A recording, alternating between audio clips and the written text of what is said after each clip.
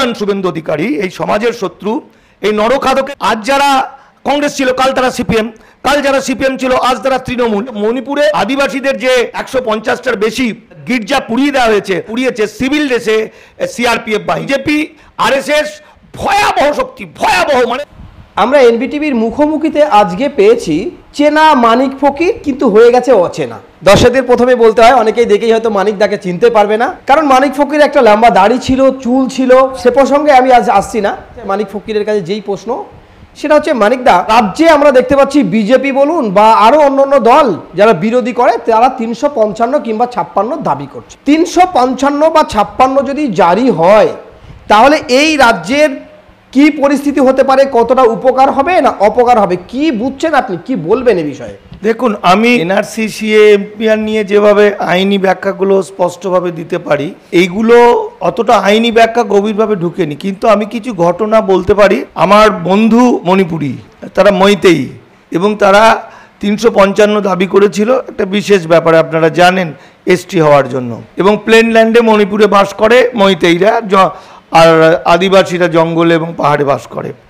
তারা রাষ্ট্রপতি 355 জারি করেছিল, এবং আলটিমেট এখন তারা এমন একটা বিপদের মধ্যে পড়েছে, তারা বিজেপি পেটানো উৎসব শুরু করে দিয়েছে।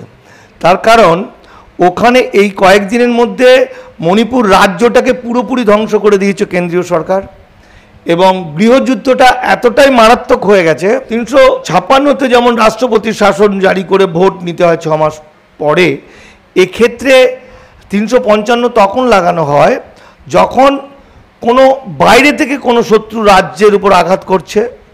1, 2 হতে পারে যে রাজ্যের আইন শৃঙ্খলা পুরোপুরি ভেঙে পড়েছে, তখন 355 লাগতে পারে।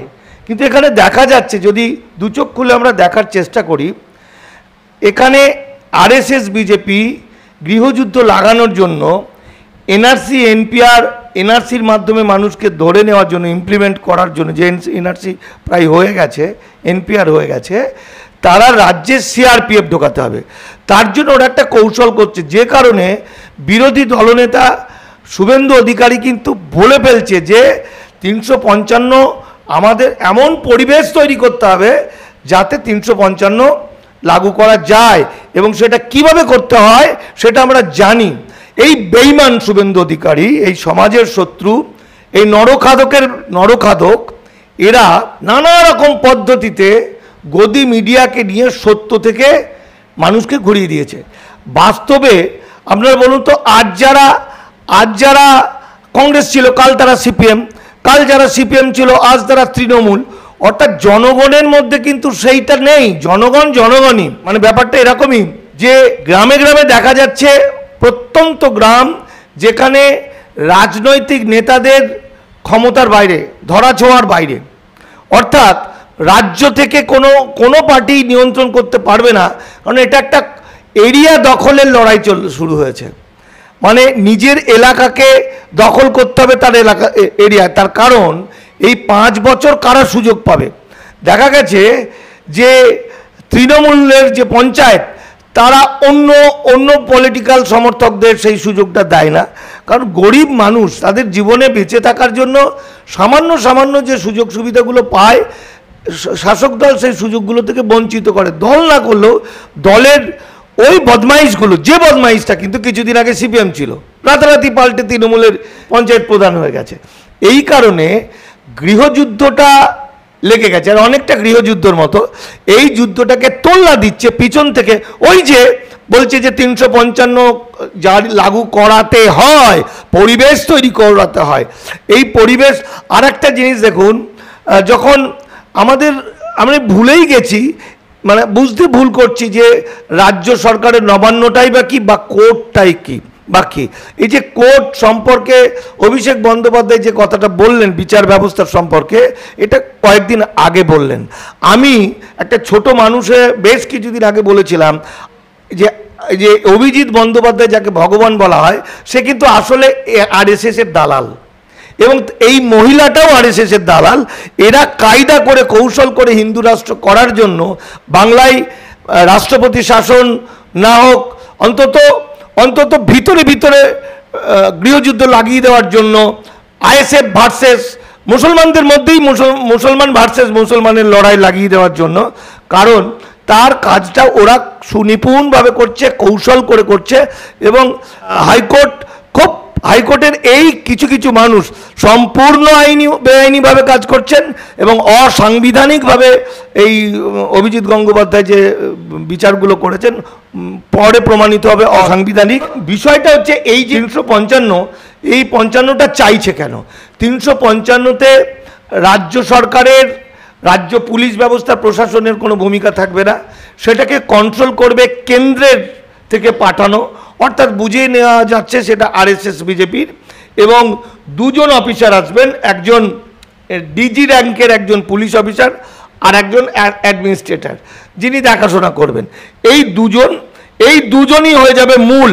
এখানে মন্ত্রীদেরও কিছু করার থাকবে না, মুখ্যমন্ত্রীরও কিছু করার থাকবে না। তার কারণ হলো মণিপুরেও কিচ্ছু করার নেই মুখ্যমন্ত্রীর।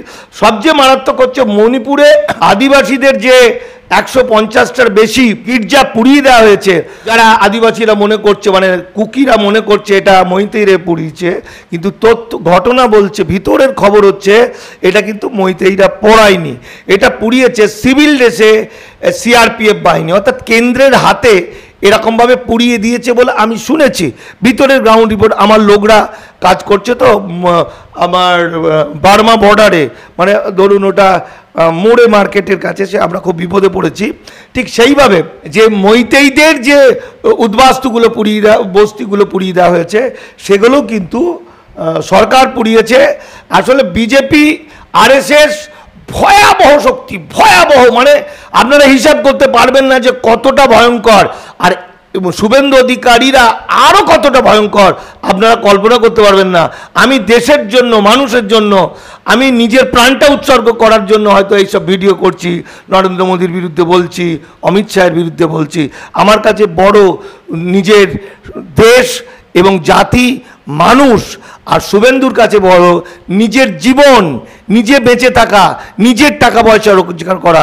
বাস্তবে শুভেন্দু একদিন আমার অত্যন্ত কাছের ছেলে ছিল, এবং এই শুভেন্দুর স্বার্থপরতা, যখন সে বাঙালি এবং বাংলাকে ধ্বংস করার জন্য বিজেপিতে হাত মেলালো, তখন আমি ওর সঙ্গে সম্পর্কটা, নীতিগতভাবে সম্পর্কটা ছেদ করলাম। মানুষের জীবনযাপন ব্যবস্থা কতটা খারাপ হতে পারে 355 জারি হলে, সেটার বিষয়ে আপনি একটু বলবেন?